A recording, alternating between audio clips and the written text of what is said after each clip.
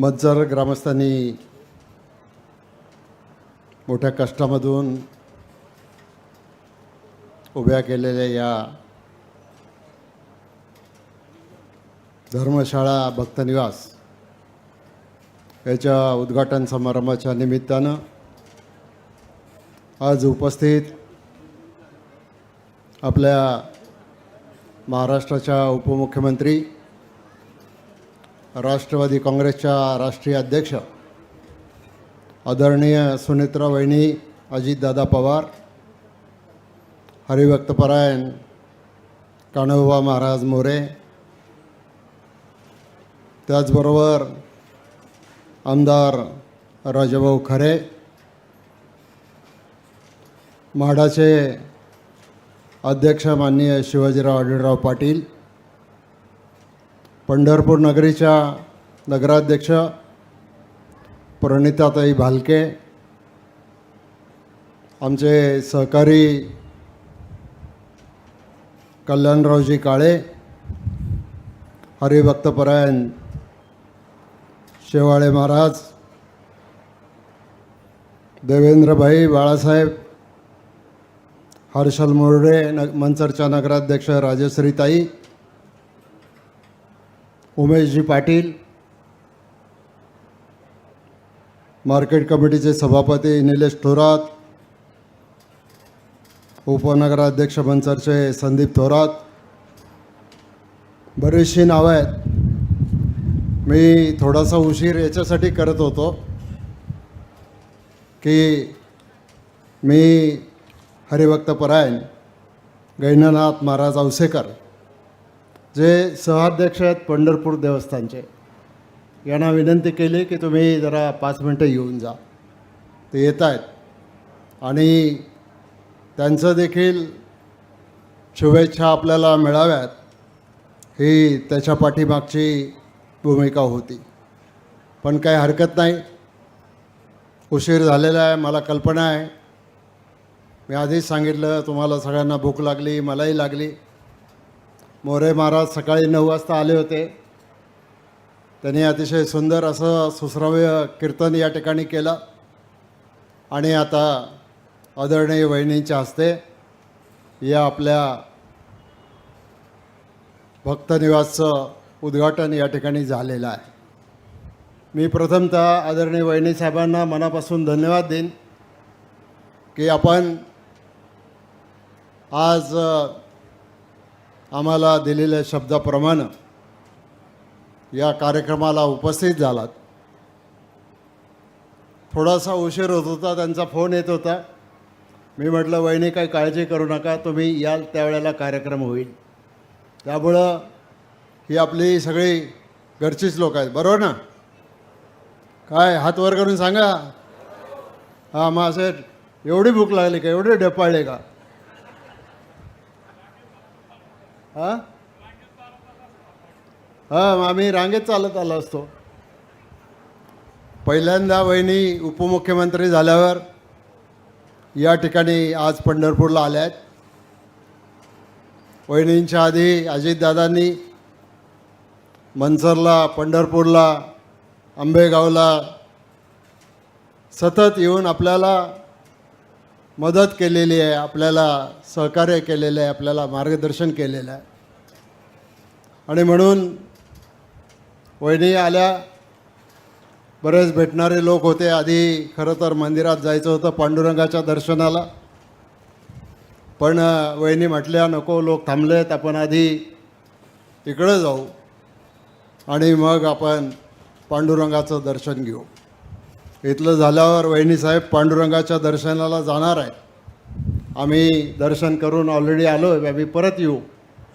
आणि पांडुरंगाकडे एवढीच प्रार्थना आहे की हे महाराष्ट्रामधल्या सगळ्या शेतकऱ्यांच्यावर जे अल निनोचं जे संकट येऊ पाहतं आहे, पावसाचा कमीपणा होऊ पाहतं आहे आणि त्याच्यामधून कदाचित येणारं वर्ष दुष्काळाचं असू शकतं आणि त्याच्यामधून आमची सगळ्यांची सोडवणूक करण्याच्या दृष्टिकोनातून पांडुरंगाला आम्ही सगळेच जण, वहिनी पण विनंती करतील, प्रार्थना करतील, आम्ही पण करून आलो आहोत आणि हा असा सगळा शेतकऱ्यांचा सोहळा आहे. वहिनीसाहेब, हे जुन्नर, आंबेगाव, खेड ही सगळ्यांची भूमी जी आहे, ही भूमी छत्रपती शाहू महाराजांची भूमिका आहे. ही भूमी छत्रपती संभाजीराजांच्या बलिदानानं जे वढू तुळापूर आमच्या शिरूर तालुक्यात आहे, त्या भूमीतले हे सगळे लोक आहेत. छत्रपती शिवाजी महाराजांच्या नंतर आपण भीमाशंकरसारखं एक 12 ज्योतिर्लिंग इथे आहे. अष्टविनायकापैकी काही देवस्थान याच परिसरामध्ये आहेत आणि या परिसराला एक मोठी संतांची परंपरा लाभलेली आहे, समाजसुधारकांची परंपरा लाभलेली आहे. सत्यशोधक समाजाच्यासाठी काम करणारे आमचे मुकुंदरावजी भुजबळ साहेब, माननीय महात्मा ज्योतिराव फुलेंच्या विचारानं पुढं घेऊन जाणारे आमचे सगळ्यांचे मार्गदर्शक, मंचरचे सुपुत्र कैलासवासी किसनरावजी बानखेले साहेब, ज्यांनी 3 वेळेला आमदारकी, खासदारकी त्या ठिकाणी भूषवली, त्या किसनराव बानखेले साहेबांचा देखील आपल्याला आज या ठिकाणी उल्लेख केल्याशिवाय राहता येत नाही.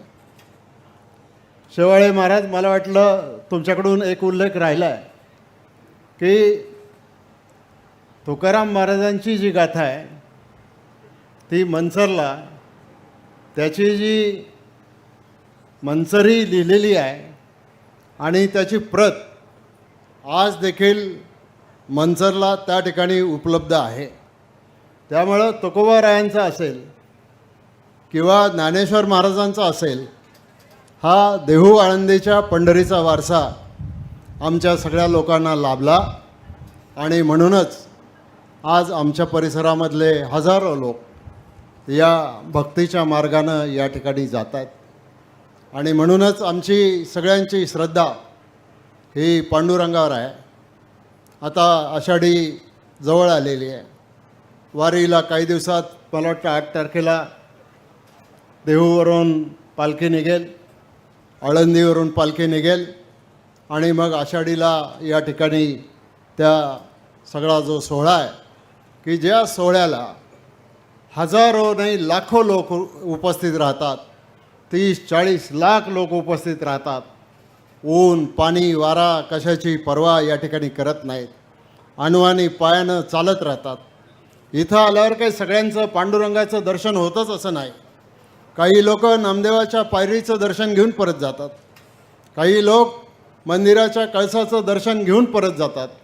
पण त्या वारकऱ्याच्या मनामध्ये जी श्रद्धा आहे की मला नामदेवाच्या पायरीचं दर्शन झालं तरी माझा पांडुरंग मला भेटला, आणि हाच पांडुरंगाचा विचार हा फक्त अध्यात्माचा विचार आहे असं समजायचं काही कारण नाही.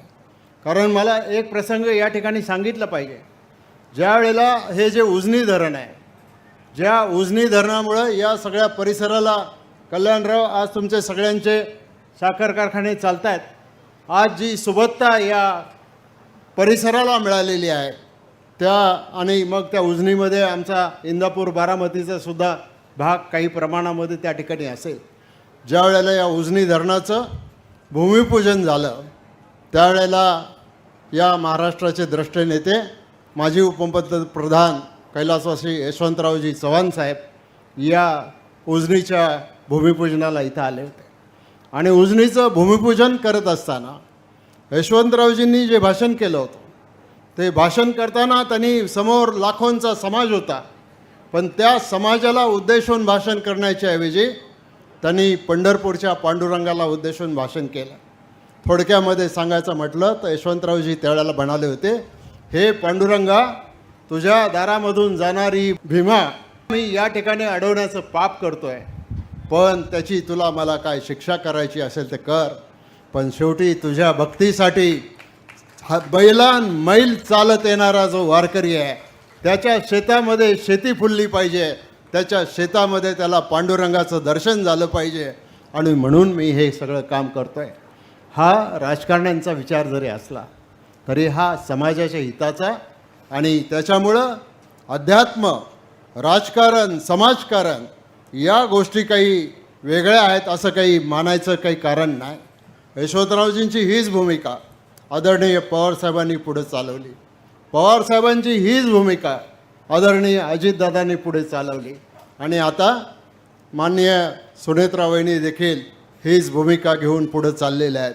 आणि म्हणून माझी आपल्या सगळ्यांना विनंती आहे, आता ही आज मंचरचं जरी हे भक्तिनिवास झालेलं असलं तरी आंबेगाव तालुक्यामधल्या, जुन्नर तालुक्यामधल्या, त्या परिसरातल्या अनेक गावाच्या लोकांनी इथं येऊन आपल्या धर्मशाळा म्हणा किंवा वारीला येणाऱ्या लोकांच्या सोयीसाठी अनेक प्रकारच्या सुविधा या ठिकाणी उपलब्ध करून दिलेल्या आहेत. भविष्यात हे करत राहणार आहेत. देवेंद्र शेठ असतील, हर्षलजी मोर्डे असतील, आणखीन अनेक लोक, लहान मोठे, म्हणजे मोठाचं नाव घेतलं पाहिजे, लहानाचं घेऊ नये म्हणून घेतलं नाही तरी चालेल असं चालत नाही. शेवटी थेंब थेंब करूनच रांजण त्या ठिकाणी भरत असतो आणि त्या थेंबातून, तुमच्या घामातून, तुमच्या कष्टामधून जी आज या ठिकाणी ही चांगली इमारत उभी राहिलेली आहे, त्या इमारतीच्या या उद्घाटन समारंभाच्या निमित्तानं आज दुर्दैवानं अजितदादा आपल्यामध्ये नाही आहेत.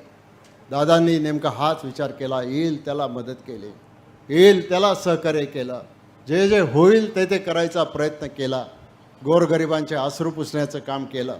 मला देखील या जिल्ह्याचा पालकमंत्री म्हणून काही दिवस काम करण्याची संधी मिळाली, पण करोनामध्ये माझ्या प्रकृतीमुळं मी विनंती केली की मला सोलापूर जिल्ह्याचं पालकमंत्रीपद आता पुढे फार करता येणार नाही. त्याच्यानंतर मग दत्तामामा भरणेंना या ठिकाणी पालकमंत्री केलं गेलं. आणि तसं पाहिलं तर हा सोलापूर जिल्हा आहे. या सोलापूर जिल्ह्यामध्ये गेल्या 40-50 वर्षामधला लहान मोठा माणूस, नगराध्यक्ष ताई तुमचे सासरे भारत नाना भालके आणि आपले त्यांचे चिरंजीव यांनी देखील आम्ही विधानसभेमध्ये एकत्रित काम केलेलं आहे. पक्षामध्ये आम्ही सगळ्यांनी एकत्रित काम केलेलं आहे. आज राजकारण बदलत असताना गोष्टी घडतात इकडं तिकडं, काही हरकत नाही, पण शेवटी आपल्याला काम करायचं ते समाजासाठी काम करायचं आहे. आमचे आमदार खरे साहेब, आपण आज जरी शिंदे सेनेमध्ये जरी असला तरीसुद्धा आपण समाजाच्या हिताचं काम घेऊन आपण पुढे चाललेलं आहात. आमची त्याला काही हरकत नाही. औसेकर महाराजांचं आगमन झालेलं आहे. मी औसेकर महाराजांना विनंती करेन की आपण व्यासपीठावर यावं, तुमचेसुद्धा 2 शब्द आम्हाला या ठिकाणी ऐकायचे आहेत. आणि औसेकर महाराजांच्या नेतृत्वाखाली आज ते देवस्थान, पंढरपूर देवस्थान समितीचे उपाध्यक्ष म्हणून काम करतायत. त्यांच्या नेतृत्वाखाली त्या परिसरामध्ये मोठ्या सुविधा त्या ठिकाणी उभारल्या जात आहेत. या महाराज, या महाराज. आपली तिकडं वहिनी मंदिरात वाट पाहत होते, आपण इकडं आलो आधी, आपण आधी तिकडं जाणार होतो. महाराज या, वरती या. ताई या, ताई पण मंदिराच्या ट्रस्टी आहेत, तिकडे या. त्यामुळं मी आता अधिक बोलत नाही. मी या निमित्तानं मंचरकरांना शुभेच्छा देतो आणि या आपल्या भक्तनिवासमधून अधिकाधिक भक्तीचे मळे फुलावेत अशी प्रार्थना करतो. आणि मी औसेकर महाराजांचा सत्कार करून घ्या आणि लगेच औसेकर महाराज आपल्याला थोडक्यात शुभेच्छा देतील आणि मग आदरणीय वहिनी बोलतील. नंतर कार्यक्रम संपेल, मग आपल्या पंक्ती होतील. धन्यवाद साहेब.